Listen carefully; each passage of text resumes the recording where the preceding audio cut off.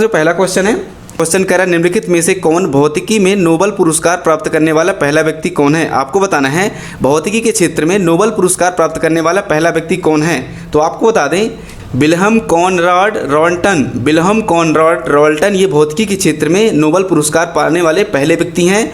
और आपको बता दें एक्सरे की खोज के लिए, इन्हें एक्सरे की खोज के लिए 1901 में, एक्सरे के खोज के लिए 1901 में इन्हें नोबेल पुरस्कार दिया गया भौतिकी के क्षेत्र में। ठीक, और आप लोग साथ साथ नोट करेंगे इन्होंने एक्सरे की खोज कब की, 8 नवंबर 1895 में, 8 नवंबर आप लोग नोट करेंगे 8 नवंबर 1895 में इन्होंने एक्सरे की खोज की, जिसके लिए इन्हें 1901 में नोबेल पुरस्कार से सम्मानित किया गया। भौतिकी के क्षेत्र में नोबेल पुरस्कार से सम्मानित किया गया है। ठीक, और नोबेल पुरस्कार की स्थापना आप लोग नोट करेंगे, नोबेल पुरस्कार की स्थापना 1901 में की गई है। और साथ साथ नोट करेंगे नोबेल पुरस्कार नोबेल फाउंडेशन के द्वारा दिया जाता है। ठीक, और नोबेल पुरस्कार स्वीडन के वैज्ञानिक अल्फ्रेड नोबेल की याद में उन लोगों को दिया जाता है जिन्होंने पिछले साल के दौरान मानव जाति का काफ़ी फायदा करवाया हो, उन्हें नोबेल पुरस्कार दिया जाता है। तो नोबेल पुरस्कार की शुरुआत 1901 से होती है और भौतिकी के क्षेत्र में पहला नोबेल पुरस्कार विल्हम कॉनराड रॉल्टन को दिया गया। ठीक,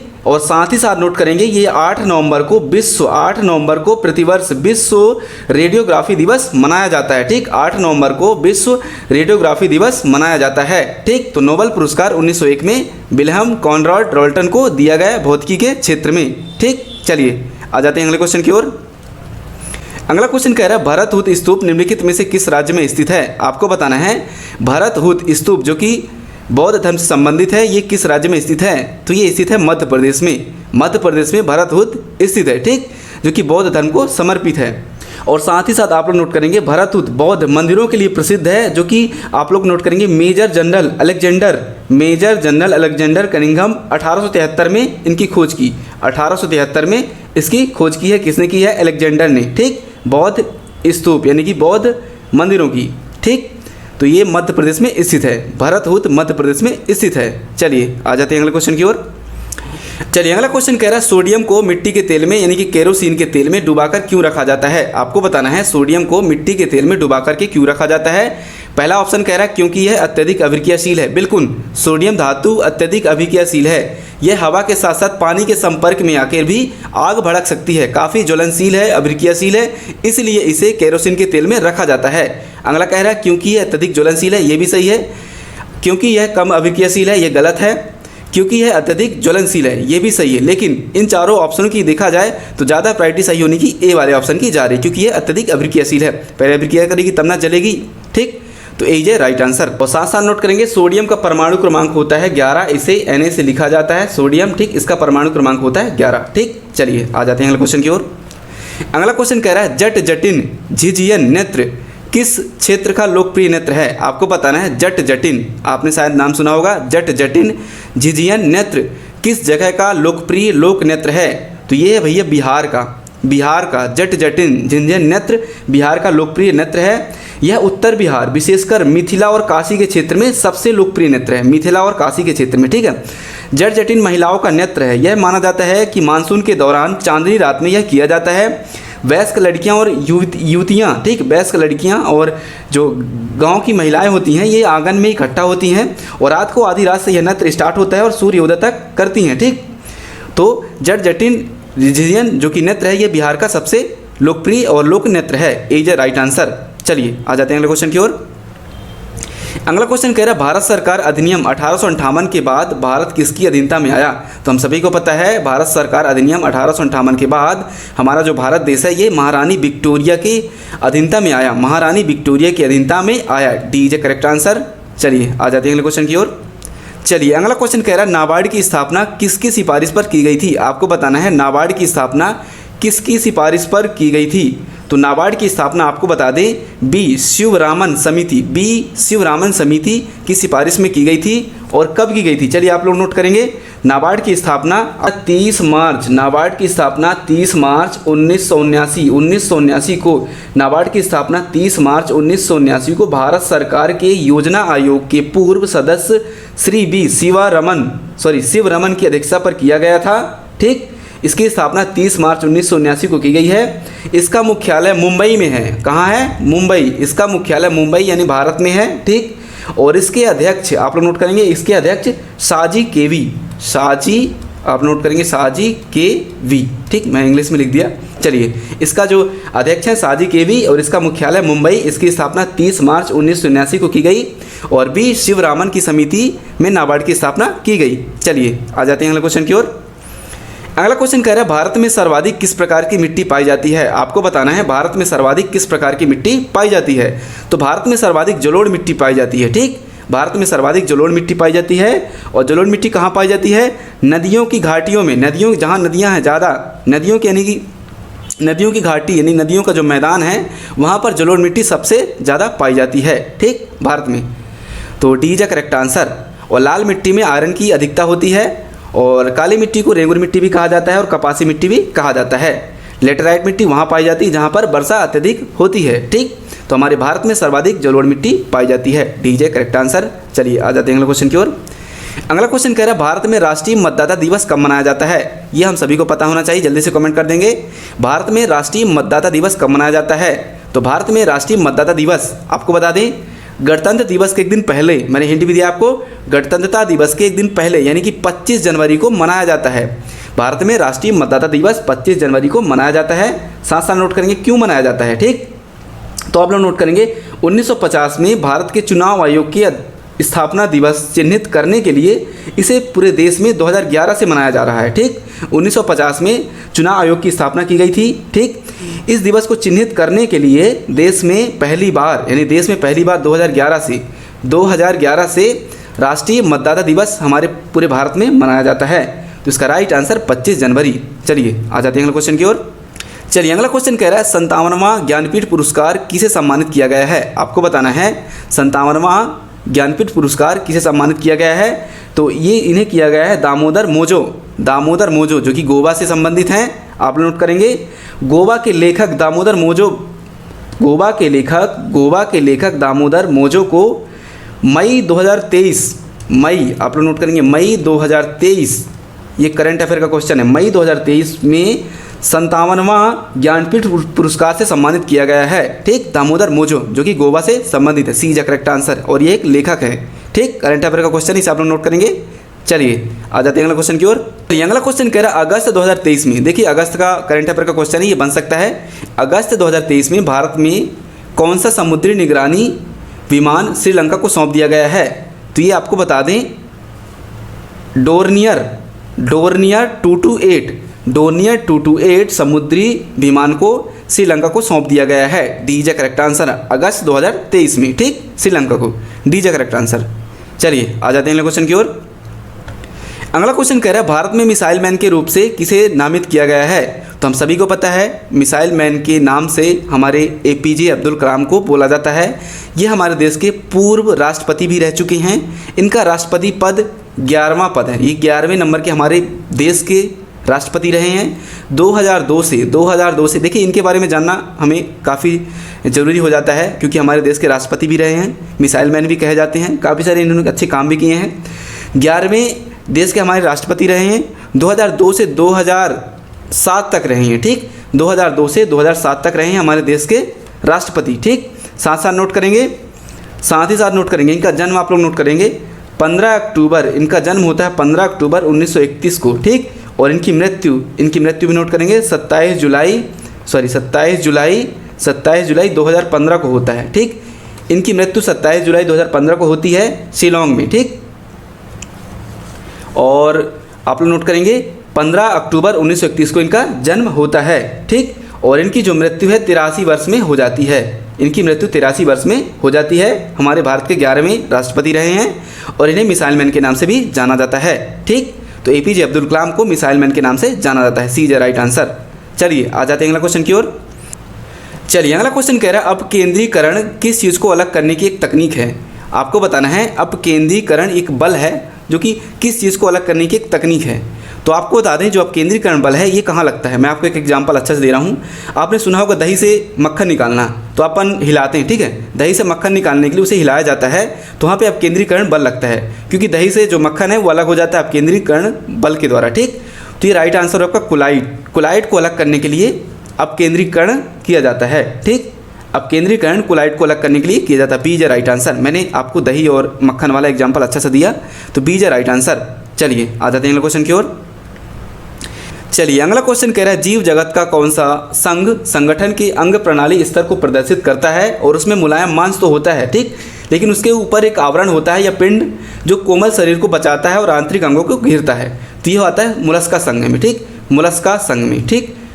मुलस्का संघ के प्राणी आप लोग जब देखे होंगे, उनके ऊपर का जो भाग होता है काफ़ी टाइट होता है, पत्थर, उनमें चढ़ भी जाओ तो कुछ भी नहीं होगा, वो मुलस्का संघ में आते हैं, ठीक। तो राइट आंसर बी, मुलस्का संघ। चलिए आ जाते हैं अगले क्वेश्चन की ओर।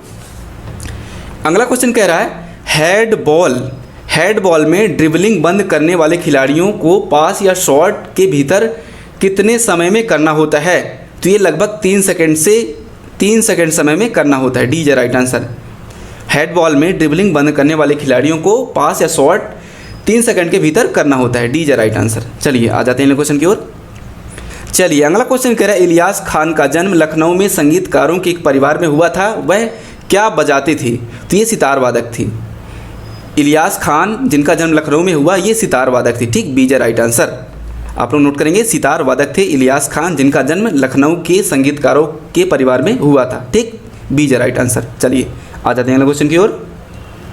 अब अगला क्वेश्चन कह रहा है कौन सा देश भारत के साथ सबसे लंबी सीमा साझा करता है, तो सभी को पता होना चाहिए, हमारा भारत देश सबसे ज़्यादा किस देश के साथ अपनी सीमा को साझा करता है, तो वो करता है बांग्लादेश के साथ, ठीक, सबसे ज़्यादा बांग्लादेश के साथ और सबसे कम अफगानिस्तान के साथ, ठीक, सबसे कम अफगानिस्तान के साथ, इसे माइनस में रख दो, सबसे ज़्यादा बांग्लादेश के साथ हमारा भारत देश सीमा साझा करता है। साथ साथ नोट करेंगे चीन के साथ भी सीमा साझा करता है हमारा भारत देश, पाकिस्तान के साथ भी करता है, भूटान के साथ करता है, नेपाल के साथ करता है और म्यांमार के साथ भी करता है, ठीक।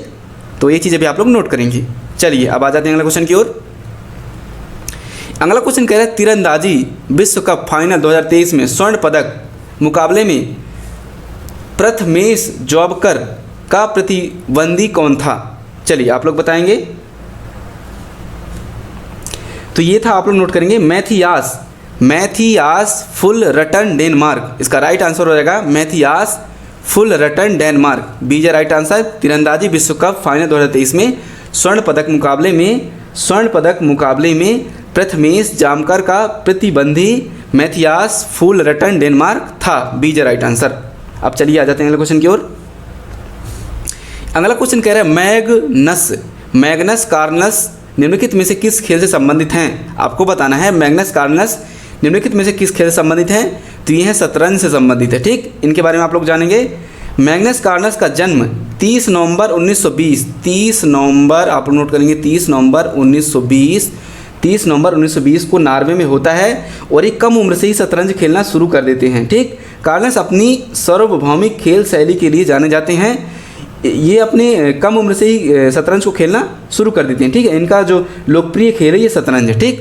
तो right answer C, Magnus Carlsen निम्नलिखित में से शतरंज खेल से संबंधित है, सी इज राइट आंसर। चलिए अब आ जाते हैं अगले क्वेश्चन की ओर। चलिए अगला क्वेश्चन कह रहा है जहां भारतीय संविधान में जनसंख्या नियोजन और परिवार नियोजन को रखा गया है, कहां पर रखा गया है जनसंख्या नियोजन का मतलब होता है प्लानिंग करना, परिवार की प्लानिंग करना कि हमें इतने बच्चे करने हैं, यानी कि कुल मिलाकर के जनसंख्या को नियंत्रण करने के लिए, ठीक।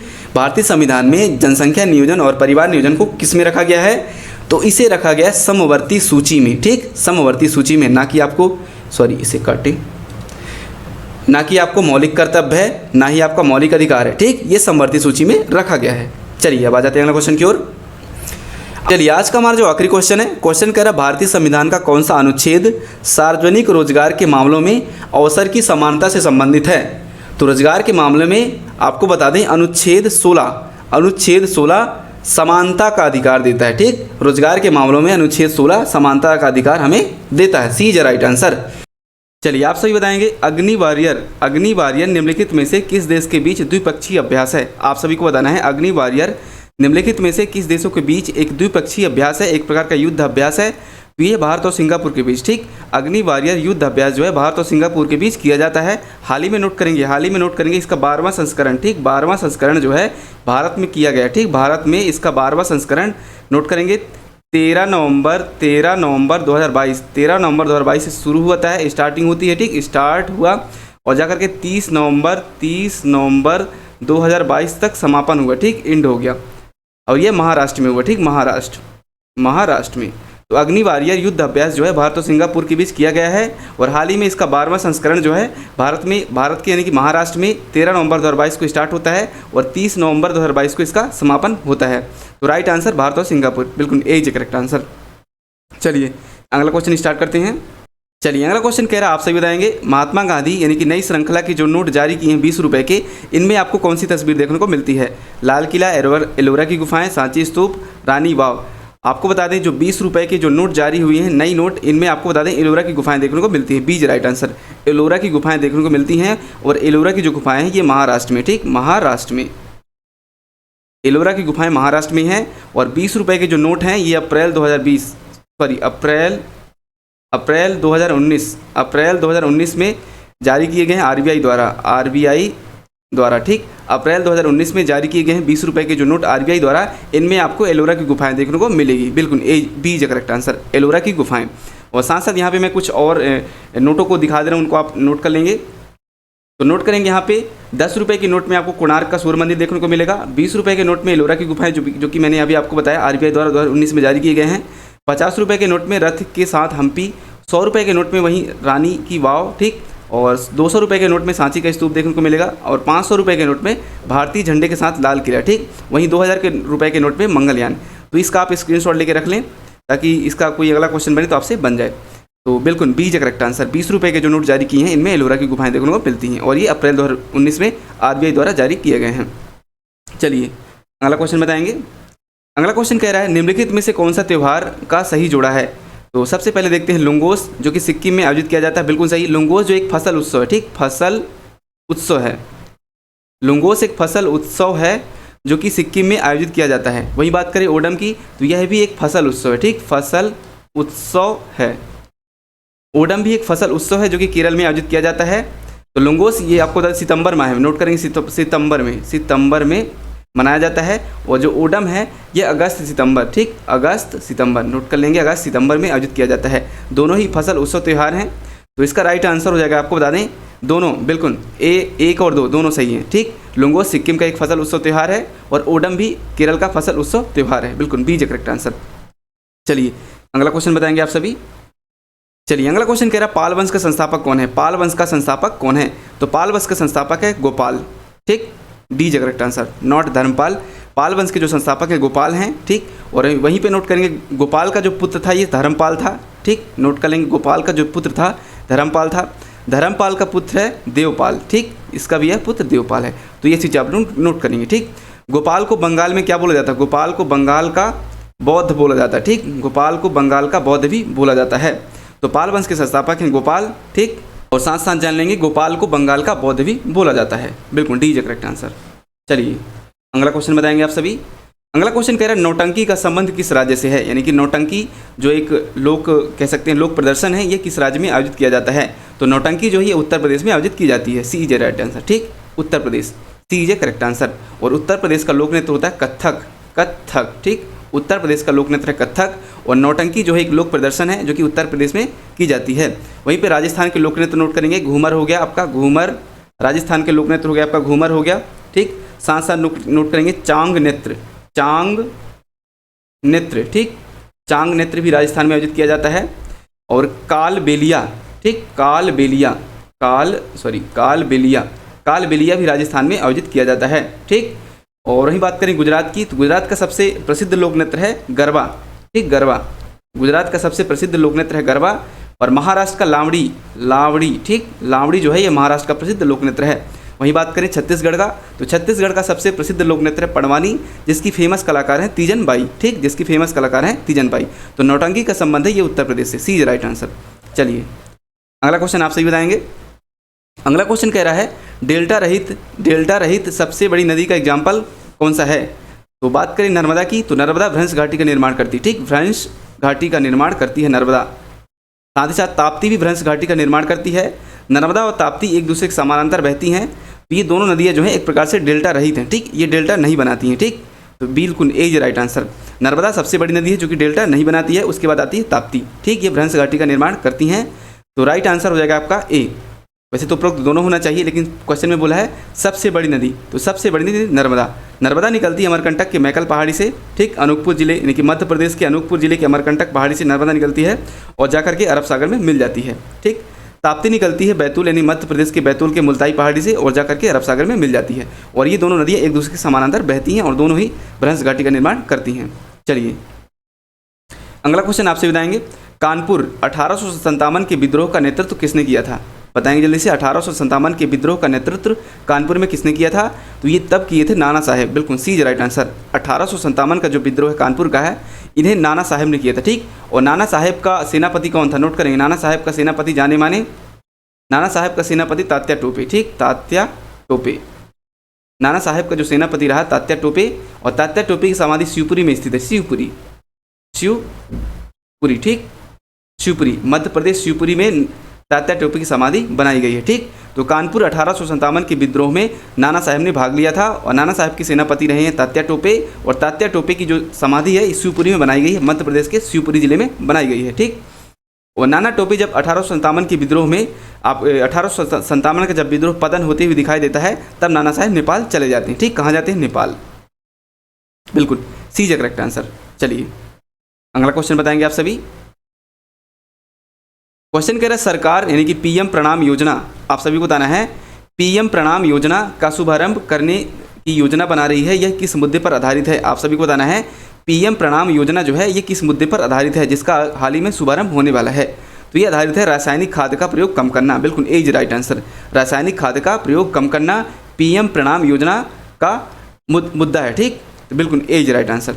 चलिए अगला क्वेश्चन बताएंगे आप सभी। भारतीय संविधान में राष्ट्रपति महाभियोग की विशेषता को किससे संविधान से लिया गया है? आप सभी को बताना है जो हमारे देश में राष्ट्रपति पर महाभियोग लगाया जाता है उसे संविधान में किस देश के संविधान से लाया गया है? तो इसे लाया गया है संयुक्त राज्य अमेरिका से, ठीक। संयुक्त राज्य अमेरिका से महाभियोग लगाने की प्रक्रिया, महाभियोग लगाने के लिए संविधान में इस आर्टिकल को लाया गया है, ठीक। तो बी इज राइट आंसर, संयुक्त राज्य अमेरिका से। और अनुच्छेद 61 के तहत, नोट करेंगे, अनुच्छेद 61 के तहत राष्ट्रपति पर महाभियोग लगाया जाता है और राष्ट्रपति का जो पद है, राष्ट्रपति का पद अनुच्छेद 52 पर है, ठीक। अनुच्छेद 52 से संबंधित है। देखिए राष्ट्रपति का पद राष्ट्रपति का जो पद है ये अनुच्छेद 52 से संबंधित है और राष्ट्रपति पर महाभियोग लगाने की जो प्रक्रिया है अनुच्छेद 61 से प्रदान होती है। और वहीं पर नोट करेंगे साथ साथ राष्ट्रपति पर महाभियोग अनुच्छेद 61 के तहत सांसद के किसी भी सदन से शुरुआत किया जा सकता है और सांसद के टोटल सदस्यों में से 1/4 भाग, सांसद के टोटल सदस्यों में से 1/4 भाग सदस्य मिलकर राष्ट्रपति पर महाभियोग लगाने की प्रक्रिया को स्टार्ट कर सकते हैं, ठीक। तो बिल्कुल बी इज राइट आंसर। और साथ ही साथ यहाँ पे एक मैं स्क्रीनशॉट शो कर रहा हूँ, आप लोग नोट कर लेंगे। देखिए अमेरिकी संविधान से क्या क्या लिया गया है, तो अमेरिकी संविधान से मौलिक अधिकार लिए गए हैं, ठीक, जो हमारे मौलिक अधिकार हैं 6 उन्हें लिया गया है। और न्यायपालिका की स्वतंत्रता ली गई है, न्यायिक समीक्षा और राष्ट्रपति पर महाभियोग और साथ साथ सर्वोच्च न्यायालय और उच्च न्यायालय के न्यायाधीशों को हटाना और उपराष्ट्रपति का पद, ये सभी चीज़ें जो है अमेरिकी संविधान से ली गई हैं। वहीं ब्रिटिश संविधान से क्या लिया गया है देखेंगे, संसदीय सरकार, कानून का शासन, विधायी प्रक्रिया, एकल नागरिकता, कैबिनेट प्रणाली, ये सारी चीज़ें जो हैं ब्रिटिश संविधान से ली गई हैं। ऑस्ट्रेलिया से क्या क्या लिया गया है, ऑस्ट्रेलिया से लिया गया समवर्ती सूची, व्यापार, वाणिज्य और समागम की स्वतंत्रता, सांसद के दोनों सदनों की संयुक्त बैठक, ये लिया गया है ऑस्ट्रेलिया से, ठीक। जापान से लिया गया है कानून द्वारा स्थापित प्रक्रिया, बिल्कुल ये सब चीज़ आप लोग स्क्रीनशॉट लेके रख लेंगे कि किस देश से हमारे संविधान के लिए कौन कौन सी चीज़ें ली गई हैं, ठीक। रूस से क्या लिया गया है, रूस से नोट कर लेंगे, रूस से लिया गया है, नोट करेंगे, रूस से लिया गया है मौलिक कर्तव्य, ठीक, मौलिक कर्तव्य, रूस से लिया गया है मौलिक कर्तव्य, ठीक। तो बाकी की चीज़ें आप लोग स्क्रीनशॉट लेके रखेंगे। तो संयुक्त राज्य अमेरिका से लिया गया है राष्ट्रपति पर महाभियोग लगाने की प्रक्रिया, ठीक, बी इज करेक्ट आंसर। देखेंगे अगला क्वेश्चन। चलिए अगला क्वेश्चन आप लोग बताएंगे किस ग्रह को पृथ्वी के जुड़ाव ग्रह के रूप में जाना जाता है? किस ग्रह को पृथ्वी का जुड़वा ग्रह के नाम से भी जाना जाता है? तो आपको बता दें शुक्र को बोला जाता है पृथ्वी की जुड़वा बहन, बोल लें कुछ भी बोल लें, तो शुक्र जो है पृथ्वी का जुड़वा ग्रह है, ठीक। क्यों बोला जाता है? क्योंकि शुक्र और पृथ्वी लगभग आकार और भार में समान है, ठीक, आकार और भार में समान है और शुक्र सबसे चमकीला ग्रह, ठीक, सबसे चमकीला ग्रह है, चमकीला ग्रह शुक्र है, ठीक, सबसे चमकीला ग्रह शुक्र है, ठीक। बुध सूर्य के सबसे निकट ग्रह है, फिर इसके बाद शुक्र आता है, फिर इसके बाद पृथ्वी आती है। तो पृथ्वी का जुड़वा ग्रह बोला जाता है शुक्र को, बिल्कुल डी इज करेक्ट आंसर। चलिए आते हैं लोग क्वेश्चन की ओर। चलिए अगला क्वेश्चन कर आपसे बताएंगे विश्व साक्षरता दिवस कब मनाया जाता है? विश्व साक्षरता दिवस कब मनाया जाता है? तो विश्व साक्षरता दिवस जो है 8 सितंबर को मनाया जाता है। B is right answer. विश्व साक्षरता दिवस 8 सितंबर को मनाया जाता है। वहीं 25 जनवरी को राष्ट्रीय मतदान दिवस मनाया जाता है। ठीक, वहीं भी मैं एक स्क्रीनशॉट शो कर रहा हूँ, आप लोग ले लें जल्दी से।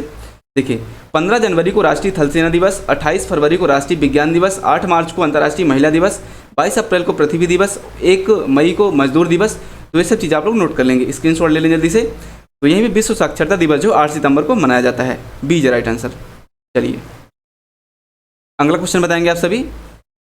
सर्वेंट ऑफ इंडिया सोसाइटी की स्थापना का श्रेय किसे दिया जाता है? सर्वेंट ऑफ इंडिया सोसाइटी का स्थापना का श्रेय किसे दिया जाता है? तो दिया जाता है इन्हें गोपाल कृष्ण खोखले। बिल्कुल A is correct answer. Gopal Krishna Gokhale 1905 में, गोपाल कृष्ण खोखले 1905 में पुणे में, ठीक, पुणे में इंडिया सोसाइटी यानी कि सर्वेंट ऑफ इंडिया सोसाइटी की स्थापना किया है। ठीक, और गोपाल कृष्ण खोखले एक राजनीतिक गुरु, ठीक, गोपाल कृष्ण खोखले के राजनीतिक गुरु कौन है? महात्मा गांधी। ठीक, महात्मा गांधी नोट कर लेंगे। गोपाल कृष्ण खोखले के राजनीतिक गुरु हैं महात्मा गांधी। और एक स्क्रीनशॉट शो कर रहा हूँ आपको, आप लोग नोट करेंगे। बिल्कुल जल्दी से आप लोग इसे नोट करें। देखिए सर्वेंट ऑफ इंडिया सोसाइटी की स्थापना पुणे में की गई है गोपाल कृष्ण खोखले द्वारा 1905 में। ब्राह्मण समाज की स्थापना कोलकाता में की गई है राजा राम मोहन राय द्वारा 1828 में। और यहीं पे बात करें servant of the people society, देखिए अंतर है यहाँ पे आपको, सर्वेंट ऑफ इंडिया सोसाइटी और servant of the people society, इसकी स्थापना लाहौर में की गई है लाला लाजपत राय द्वारा 1921 में। स्वराज पार्टी की स्थापना मोतीलाल नेहरू द्वारा की गई है, ठीक, 1923 में। और डेक्कन एजुकेशन सोसाइटी की स्थापना पुणे में की गई है बाल गंगाधर तिलक द्वारा 1884 में। इसका स्क्रीनशॉट ले लें और नोट करें। ठीक, चलिए अगला क्वेश्चन बताएंगे आप सभी। चलिए अगला क्वेश्चन कह रहा है किस अंग्रेज अधिकारी को अंग्रेजी खान के नाम से जाना जाता है? तो नोट करेंगे सर विलियम हॉकिंस, इन्हें अंग्रेजी खान के नाम से जाना जाता है। क्यों? देखिए सर विलियम हॉकिंस का जो जहाज़ से उतरे थे ये 1608 में, नोट करेंगे 1608 में सूरत में उतरे थे। और 1609 में, नोट करेंगे 1609 में जहांगीर के दरबार पहुंचते हैं। ठीक, जहांगीर के दरबार पहुंचते हैं। जहांगीर के सामने काफ़ी फर्राटेदार फारसी बोलने की वजह से जहांगीर ने इन्हें अंग्रेजी खान की उपाधि दी। तो कब दी? 1609 में सर विलियम हॉकिंस को जहांगीर द्वारा अंग्रेजी खान की उपाधि दी गई। ठीक, तो डी इज राइट आंसर। बिल्कुल डी इज राइट आंसर।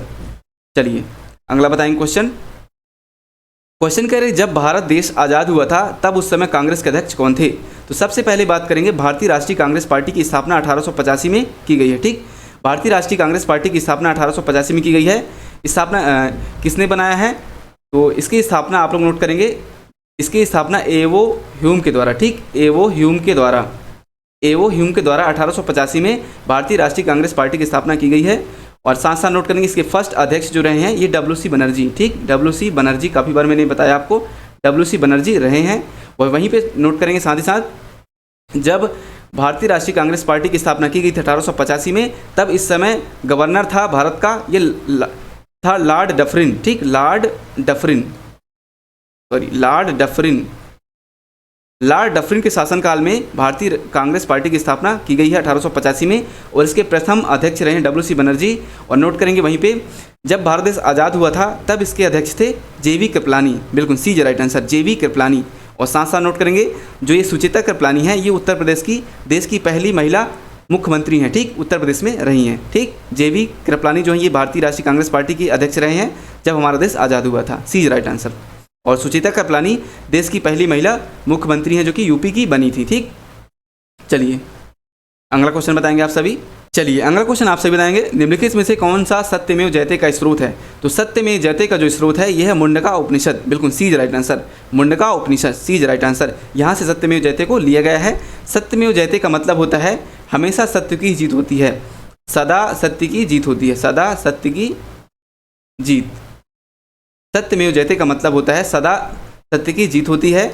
और इसे मुंडका उपनिषद से लिया गया है। ठीक, और नोट करेंगे इस राष्ट्रीय प्रतीक को, ठीक, राष्ट्रीय प्रतीक को 26 जनवरी, नोट करेंगे 26 जनवरी 1950 को राष्ट्रीय प्रतीक घोषित किया गया है। ठीक, राष्ट्रीय प्रतीक घोषित किया गया है सत्यमेव जयते को 26 जनवरी 1950 को। ठीक, इसमें आपको सिर्फ 3 शेर दिखाई देंगे। ठीक, 3 शेर दिखाई देते हैं, बने तो वैसे 4 हैं लेकिन इसमें आपको टोटल 3 शेर दिखाई देते हैं और एक दृश्य के कारण छिप जाता है। ठीक, तो सी इज राइट आंसर, मुंडका उपनिषद से सत्यमेव जयते लिया गया है। चलिए अगला क्वेश्चन बताएंगे। अगला क्वेश्चन कह रहा है जल प्रदूषण की रोकथाम और नियंत्रण अधिनियम कब लाया गया? तो 1974 में जल प्रदूषण को रोकथाम और नियंत्रण अधिनियम बनाया गया, ठीक, 1974 एक जगह करेक्ट आंसर। वही नोट करेंगे 1972 में वन्य जीव संरक्षण अधिनियम, वन्य जीव संरक्षण अधिनियम 1972 में लाया गया। और 1986 में पर्यावरण संरक्षण, नोट करेंगे 1986 में पर्यावरण संरक्षण अधिनियम बनाया गया, ठीक, 1986 में पर्यावरण संरक्षण। तो ओवरऑल नोट करेंगे जल प्रदूषण की रोकथाम और नियंत्रण अधिनियम 1974 में, 1972 में वन्य जीव संरक्षण अधिनियम बनाया गया और 1986 में पर्यावरण संरक्षण अधिनियम बनाया गया, ठीक। चलिए आते हैं अगले क्वेश्चन की ओर। और एक चीज़ और नोट करेंगे 1981 में, यहाँ भी आप लोग नोट करेंगे 1981 में वायु रोकथाम प्रदूषण यानी कि वायु का प्रदूषण रोकने के लिए अधिनियम बनाया गया, वायु के लिए, ठीक, वायु प्रदूषण रोकथाम के लिए अधिनियम बनाया गया 1981 में, ठीक। चलिए अगला क्वेश्चन बताएंगे आप सभी। निम्नलिखित में से सिंधु सभ्यता स्थल के एक बंदरगाह का प्रमाण देता है। तो लोथल जो है एक सबसे बड़ा बंदरगाह का प्रमाण देता है सिंधु सभ्यता में, ठीक, लोथल, सी इज राइट आंसर। और भोगना नदी के किनारे, भोगना नोट करेंगे, भोगना नदी के किनारे यह एक सबसे बड़ा बंदरगाह होता था, भोगना नदी, नोट कर लेंगे, भोगना नदी, ठीक। तो सिंधु सभ्यता स्थल के लिए सबसे बड़ा जो बंदरगाह का प्रमाण देता है ये देता है लोथल, सी इज राइट आंसर। चलिए अगला क्वेश्चन बताएंगे। विश्व में किसी देश की प्रधानमंत्री बनने वाली प्रथम महिला कौन थी? पूरे विश्व में किस देश की प्रधानमंत्री बनने वाली प्रथम महिला कौन थी? तो ये थी, आप लोग नोट करेंगे, सिरिमावो भाट सायके, डी इज राइट आंसर। ये श्रीलंका की हैं, श्रीलंका, ठीक, श्रीलंका की हैं, जो कि विश्व में प्रथम प्रधानमंत्री बनी है 1960 में, ठीक, 1960 में इन्हें प्रथम प्रधानमंत्री महिला बनाया गया है, ठीक। और नोट करेंगे इनकी जो डेथ है 2000 सन में हो गई, ठीक, सन 2000 में इनकी मृत्यु भी हो जाती है। और ये श्रीलंका की हैं, 1960 में इन्हें प्रधानमंत्री बनाया गया है, जो कि विश्व की प्रथम प्रधानमंत्री बन गई हैं, ठीक। चलिए अगला क्वेश्चन कह रहा है निम्नलिखित में से कौन सा पर्वत सोन और यमुना को विभाजित करता है? तो जो कैमूर पर्वत है, कैमूर पर्वत सोन और यमुना को विभाजित करता है। देखिए कैसे, कैमूर पर्वत मध्य प्रदेश के, नोट करेंगे, मध्य प्रदेश के मध्य प्रदेश के जबलपुर के कटंगी से स्टार्ट होता है, मध्य प्रदेश के जबलपुर से कटंगी से स्टार्ट होता है और जाकर के बिहार के सासाराम तक जाता है, ठीक, बिहार, नोट करेंगे, बिहार के सासाराम, ठीक, सासाराम तक जाता है। तो ये जो पर्वत है यमुना और सोन नदी को विभाजित करता है, ठीक। यमुना गंगा की सबसे बड़ी सहायक नदी है और सोन नदी मध्य प्रदेश से निकलती है, मध्य प्रदेश के अमरकंटक से निकलती है और जाकर के गंगा से मिलती है, ठीक। मध्य प्रदेश की दो ऐसी नदियाँ जो सीधा जाकर के गंगा से मिलती हैं, एक मिलती है आपकी सोन नदी और दूसरी मिलती है आपकी बीहड़ नदी, ठीक, बिल्कुल, सी इज राइट आंसर। चलिए अगला क्वेश्चन कह रहा है रंगा स्वामी कप जो है किन विजेताओं को दिया जाता है? किस खेल के विजेताओं को दिया जाता है? तो हॉकी के विजेताओं को, ठीक, हॉकी के विजेताओं को रंगा स्वामी कप दिया जाता है, सी इज राइट आंसर। वही नोट करेंगे क्रिकेट में, तो क्रिकेट में दी जाती है रणजी ट्रॉफी क्रिकेट में दी जाती है। और साथ साथ कुछ और ट्रॉफी नोट करेंगे, साथ ही साथ कुछ और ट्रॉफी जो है नोट करेंगे। तो आपकी हो गई रणजी ट्रॉफी हो गई, वहीं सीके नायडू नोट करेंगे, सीके नायडू जो है, सीके नायडू ट्रॉफी क्रिकेट के लिए दी जाती है। दलीप ठीक, दलीप ट्रॉफी जो है क्रिकेट के लिए दी जाती है, ठीक। वही नोट करेंगे फुटबॉल के लिए, फुटबॉल की नेहरू ट्रॉफी फुटबॉल के लिए दी जाती है, ठीक। और वहीं पे नोट करेंगे हॉकी के लिए आगा खान और मेजर ध्यानचंद, हॉकी के लिए आगा खान हो गया आपका, आगा खान, ठीक, मेजर